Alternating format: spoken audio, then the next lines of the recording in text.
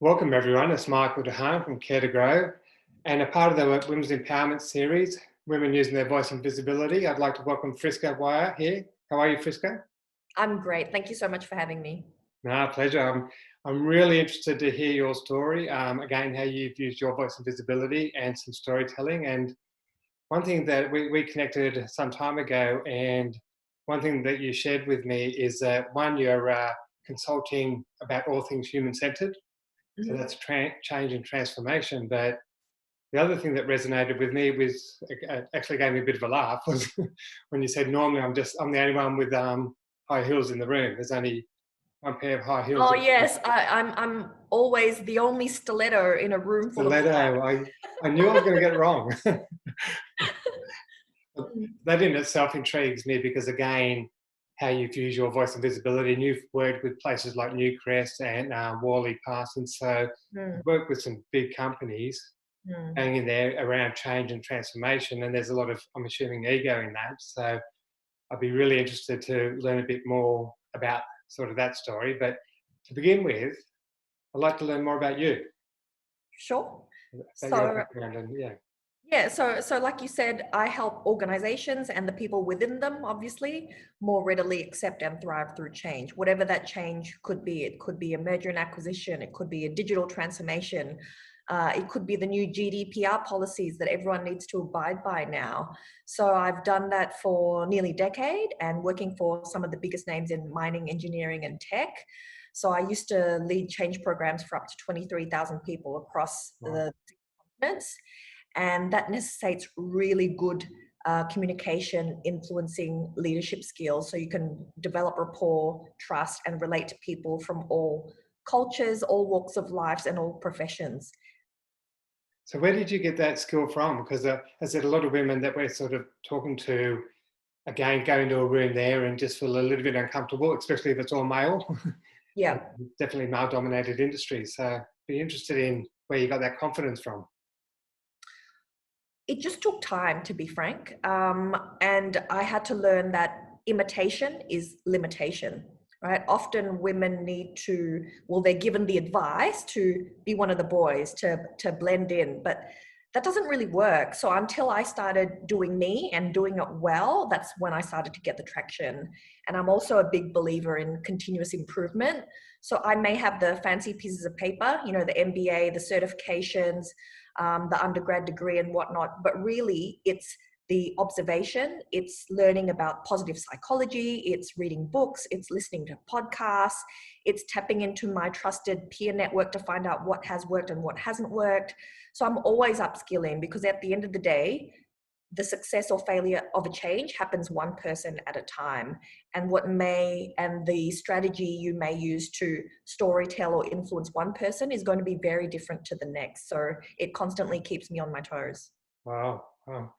And you said you've been doing this for a decade, and there'd be some sort of stories there that might have worked or whatever. It'd just be good to sort of share some of those stories that you've overcome and how you overcame them. Yeah, sure. So I'll tell you about the most challenging change project that nearly broke me. It was the longest 9 months of my life. And it was for this very conservative government department. And what made it challenging was not just the fact of the company culture, but it was so many changes happening at the same time. So it was a physical relocation. So about 550 employees were moving from a decrepit old 1950s building in the CBD to somewhere that was, at the time, was quite far because the infrastructure wasn't developed yet. So public transport was quite lacking. So I've had people about this close, about 10 centimeters to my face, yelling at me full pelt for losing their car parking privileges. Yeah. So it was not just a physical change, but you combined technology change on top of that.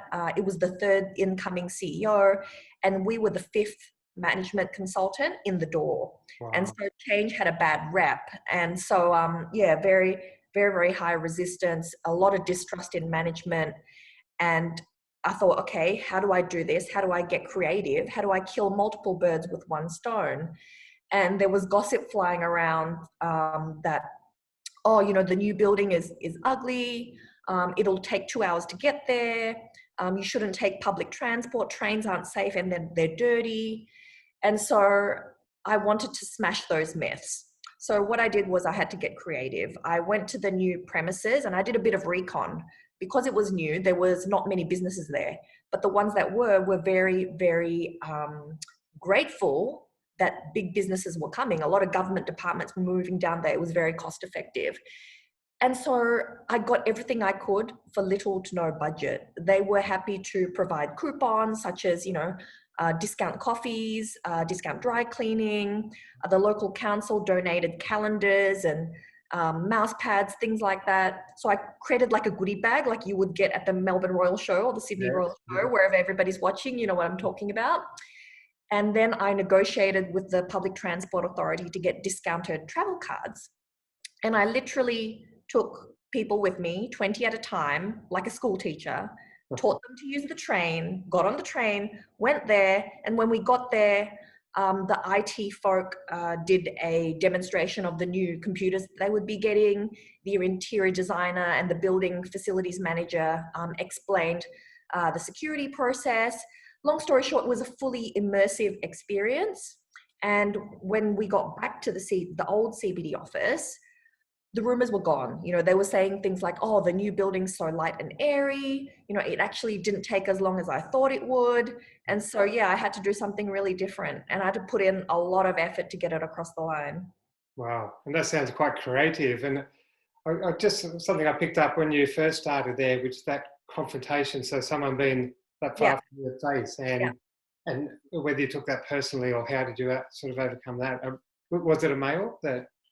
Yes, it was. Yeah. Yes. No, I don't take things personally. So I use a philosophy that Brene Brown talked about, and she gets a lot of hate mail, hate messages, trolls online.